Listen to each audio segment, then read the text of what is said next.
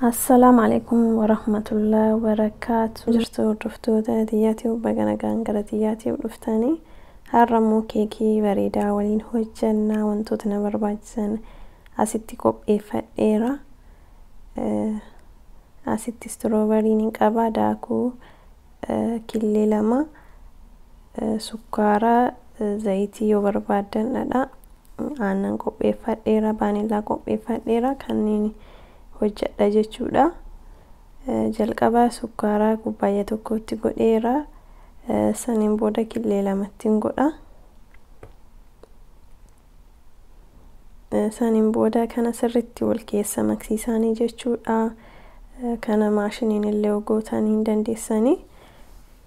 Warri channalii kiyyaaf haaraa taatan baga nagaan dhuftan subscribe gochuudhaan maatii kiyya ta'aa isiniin jedha.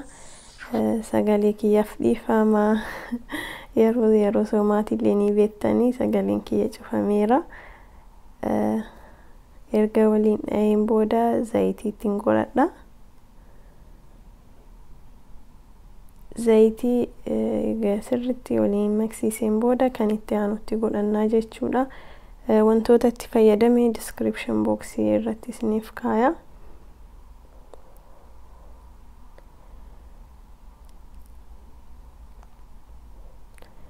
Saniin booda aannan kiyyatti buusadha. Erga aannantiin buusee kun akkana sirriitti wal keessa maksiisaa isas baay'ee tokko mi'aayaa baay'ee bareedaadha. Fayyaa keenyaafis keekii darbee osoo nyaanne baay'ee tokko bareedaadha. Saniin booda daakuu baanillaattiin godhadha. Baanillaatti godhee sirriitti waliin jechuudha. Daakuu kiyya wal keessa maksiisaanii. Baanillaa ka bishaan soo qabaattan itti fayyadamuu ni dandeessu. Kunoo harcee kiyya amma suuta jedhee ittiin godhadhaanii jechuudha.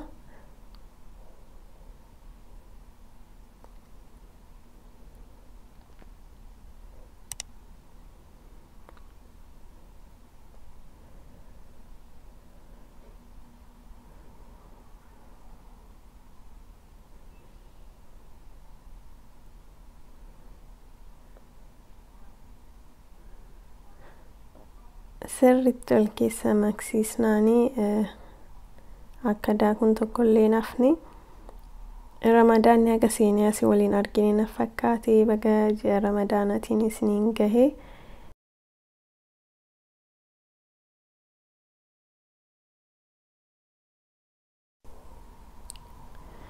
Kun amma immoo strawberry kiyya ni kukkutadha. Jalqaba didiqqeessee muraa, saniin booda kan gubbaa kaawwamu gurguddaan muraa jechuudha. Akkuma argitan kanatti didiqqeesseetiin muraa jalqaba. Isin akkuma hajamtanitti godhachuu ni dandeessu.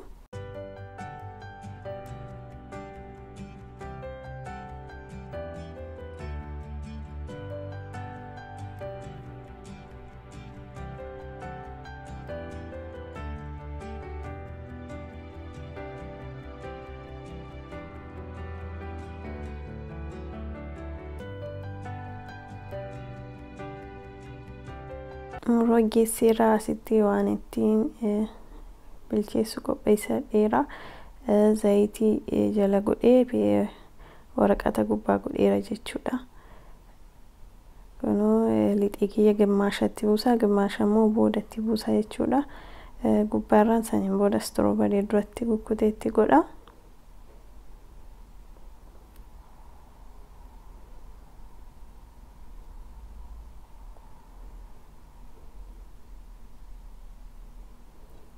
Yoo barbaadan lixii bakka lamatti addaan qoodanii waliin dhuftanii illee itti buusuu ni dandeessu. Ani immoo haalli kun salphaa waan ta'eef haala kanaan fayyadameera. Sani achi gubbaan kanaaf itti godhaa lixii jechuudha.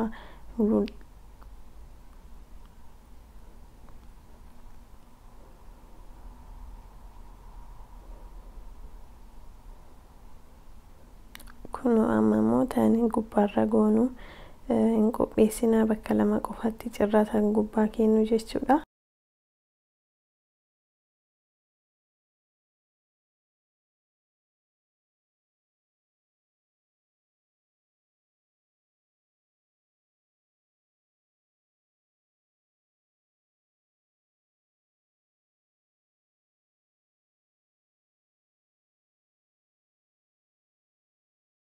kanaan boca barbaanne qabsiisnee akka nuuf bareedu goone irra naqachuudha. Baay'ee salphaadha, waan takka waan nama dhibu hin jiru.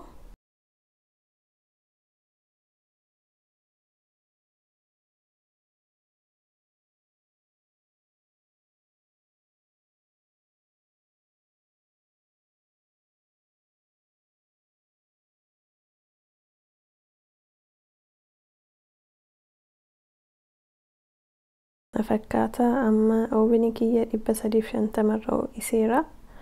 Isa keessan kaayee daqiiqaa 15 hanga 30 takka jidduu keessatti laaltanii hanga ga'utti jechuudha.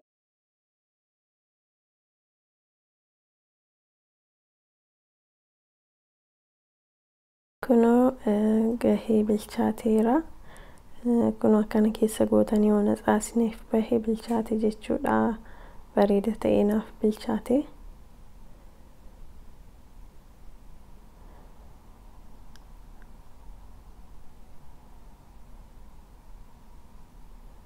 Qarqara isaa osoo hin baasiin dura akkanatti laaluu qabaannaa jechuudha. Akka nu jalaan qabeef hin qabne.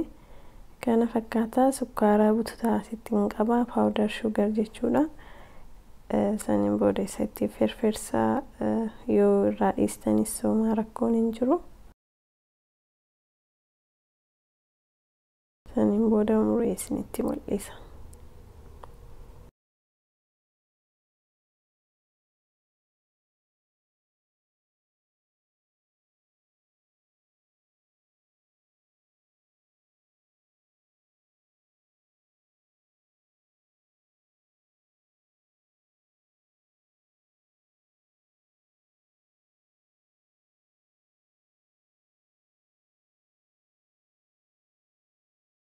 Akkaataa keekiin kiyyaa baay'ee bareeda ta'ee naaf baay'ee mi'aa, baay'ee tokko bareedaadha. Hojjetadhaatii yaalaadhaa isiniin jedha.